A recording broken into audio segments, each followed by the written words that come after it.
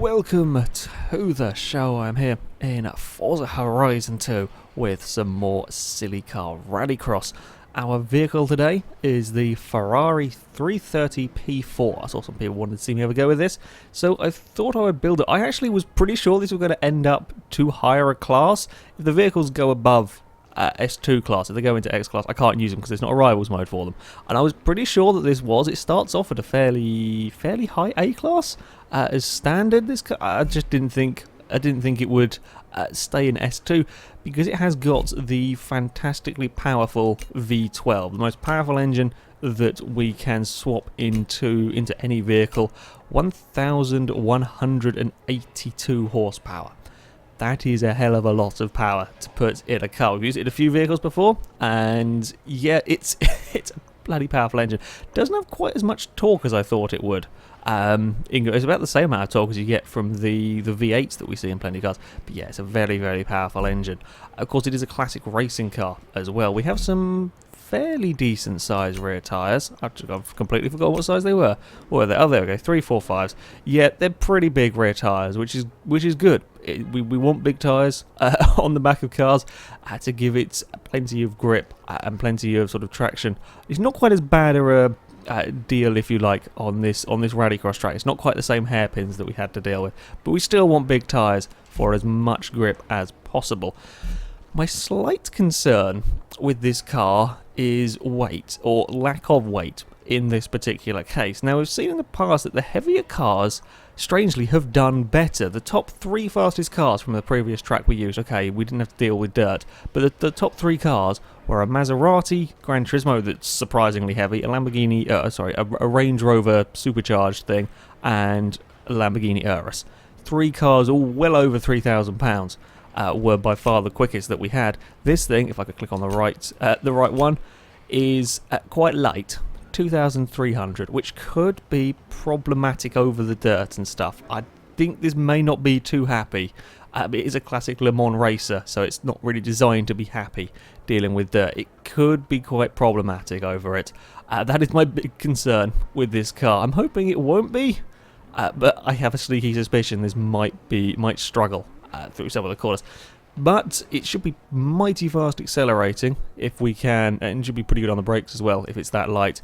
If we can put the power down to the road and in a straight line, I would imagine this thing will go very quickly when we come to do that bit. Anyway, we shall go to the track. If I can get out of the menus, come on, game. There we go. Yeah. Oh, didn't realise the livery I had red tinted windows. That looks very weird to the side of the car. Okay, never mind. We will go to our test track now. For the rallycross, we have got the Montellino South Scramble. Now, it's not quite as much dirt in this track as I would like. There's only a couple of corners, or one section where there is dirt. There isn't a huge choice as far as sort of mixed surface tracks go, or as far as actually just sort of like a lap circuit. I don't think there's any sort of full dirt ones that are any length. So this is the track that we're using for the rallycross. I have got 5 laps to try and beat a time set by a Pagani Zonda Cinque. It did a time of 1 minute 1.6, and I'm not going to try and beat it with the Ferrari. I'm not sure. I am not sure if it will. It's going to come down to how the visibility isn't great in here. It's going to come down to how well does it actually deal with the dirt. If this is a real fight over the over the dusty stuff, it could struggle. Oh, with power delivery is not the worst we've had, but it's not really ideal. The visibility is a real. Did not realise this car was so bad. Oh, I forgot how terrible that corner, or not terrible that corner was. Forgot that corner, yeah, you can't carry as much speed as you think. Visibility is absolutely atrocious in this car. Forza is pretty damn good on the sort of the field of view, if you like, from first person mode. In this car, you just don't see anything out of it. How do we fare over the dirt? I don't really trust this car at this precise moment in time. It's not shockingly, I say that, and we have a big fall off the road. It's not as nice as the Buick, that is for sure, that we had last time. But it's not quite as horrendous. I don't know, I'm just gonna... It's just turn into the corner and hope that it is where you think it is. Ooh, bit of a slide across there. We're doing it. This car's not too bad on the power delivery front. I've driven worse. I've driven better though. There's a couple of places where you're kind of just coming over the crest of a hill somewhere, and it just wants to let go. Just wants to burst into wheel spin a little bit. That corner is still a pain in the arse. You see, we're quite quick through this first part, especially if we can get any bit of track, a vague sort of straight bit. The acceleration is phenomenal in this car because there's so much power and so little weight. This is where we might get a little bit unhappy. Can I carry the speed? Oh, that's not really an ideal line through there. Can I carry the speed through here? I'm just going to leave it in fourth. I think a better option. Can we? Ooh, a little bit wide. Across the bump. Ooh. It's not massively happy across the bump. It is going quite quickly though. Ooh, we've overshot the final corner. God damn it. Yeah, there's a few of these corners. There isn't the same horrible hairpins as we had last time on the last track, but there are a few of these corners that are very tight. They're very deceptively tight is the best way of explaining them. You're sort of approaching them and they look like, oh yeah, I can take this much speed, and then you really can't. Ooh, it's a big slide. We got round the corner relatively, I say relatively okay. We didn't actually fall off the track and we're still ahead of the ghost time. Ooh, taking that one a little bit wrong. It's a nasty bump mid-corner there as well, which I think again that's another corner that by the feels of it is a little bit like the second hairpin at the Cisteron track, where the car was it was going all right, and then it sort of has some sudden random understeer, which is a little bit odd. Okay, I have to be careful. I think I've got to brake a little bit earlier for that corner anyway.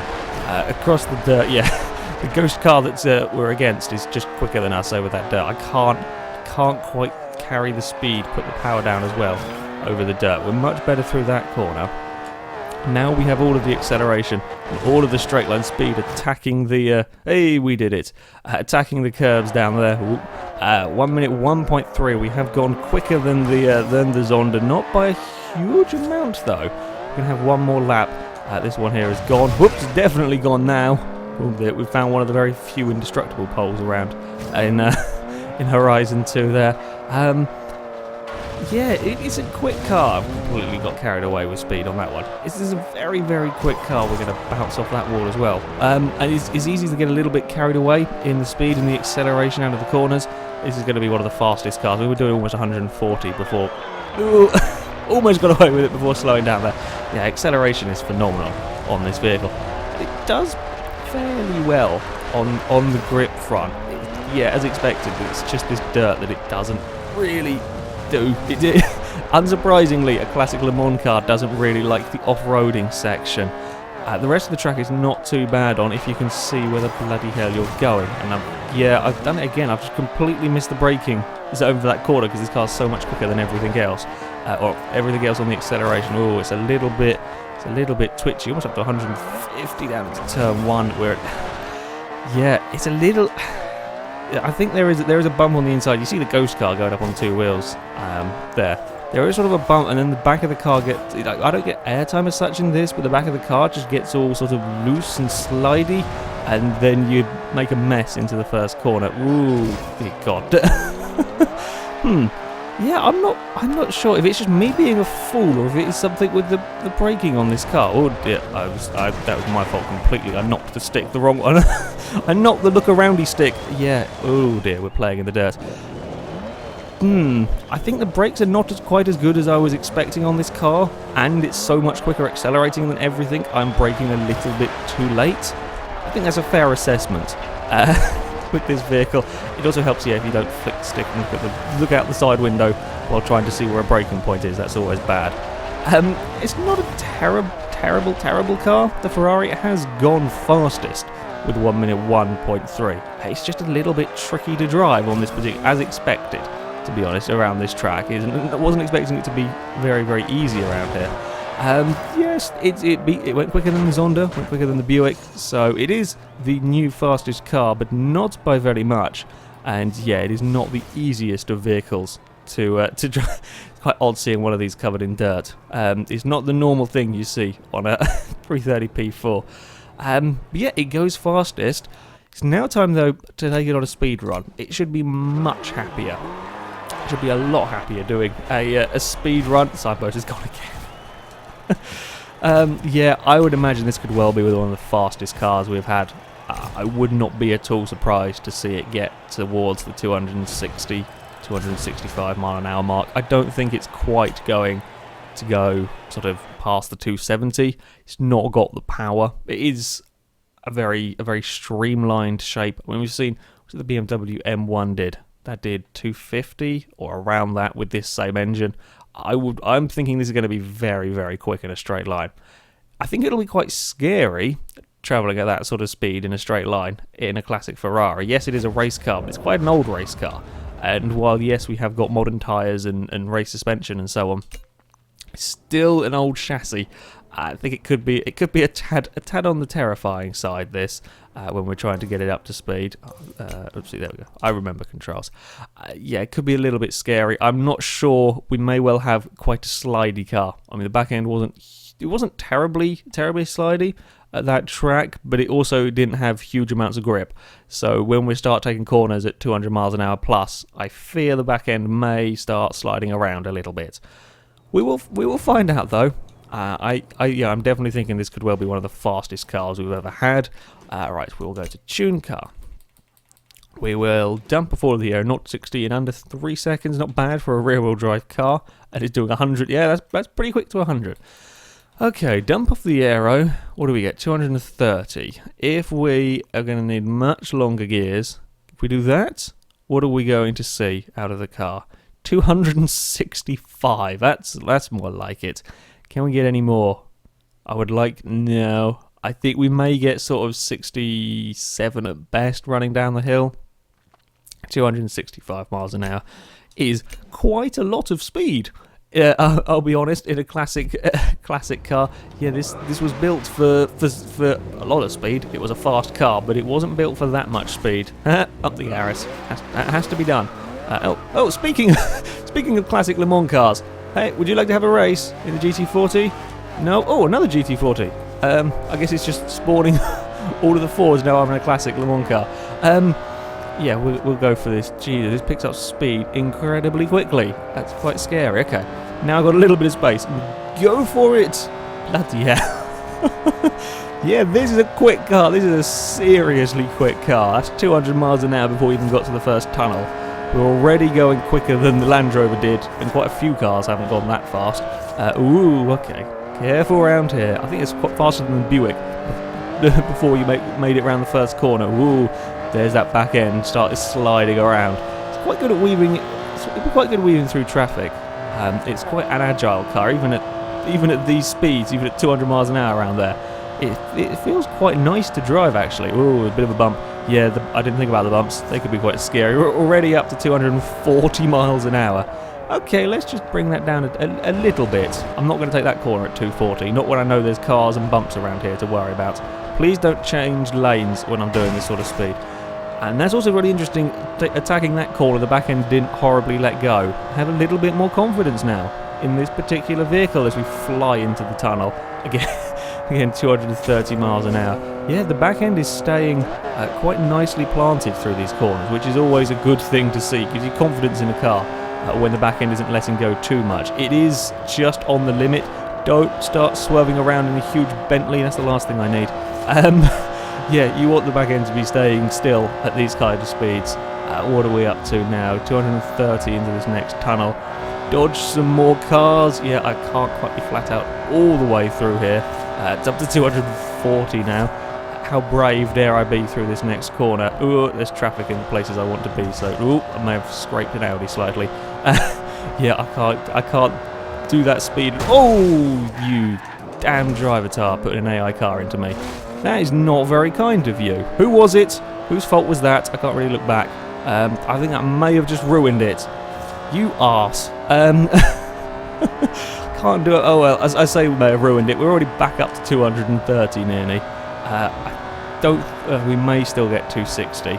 We may still just about do it. We are going to be pushing our luck a little bit. Ooh, that got light over the crest there. We're off on the grass. 250 miles an hour. Can we crack the 260? And there we go, 260. It could go quicker. I blame the driver tars completely. Ooh. And when you try and turn a corner at 260, the front lifts up, apparently. Probably not helped by the dirt there, but that is incredibly quick and not too bad to drive down the down the road. It was pretty planted most of the way. Yeah, the driver tiles ruined that one. Ruined that one just a little bit. Never mind. Still a phenomenally quick car, this one. Not the easiest to drive, no, but also not as hard as you might expect from a car with this much power, this little weight, and dealing with off-roading. My game has also just crashed. Oh! It's fixed itself. That's very weird. Horizon has never done that before. And in fixing itself, there is a Volkswagen pointing sure. Don't ask. I don't know what goes. This seems like a very dangerous bit of motorway. There are just random cars pointing it the wrong way. Is that? Oh no, he did avoid it. The Mercedes. Oh, Mercedes did as well. Oh, and so did the Yaris. Oh, they're all being behave themselves now. Yeah, pretty good car. Not the easiest to drive, but not as hard as you would expect, and very, very quick in a straight line. Very, very quick, accelerating. Anyway, that is it for this video, guys. So thank you very much for watching, and until next time, a goodbye.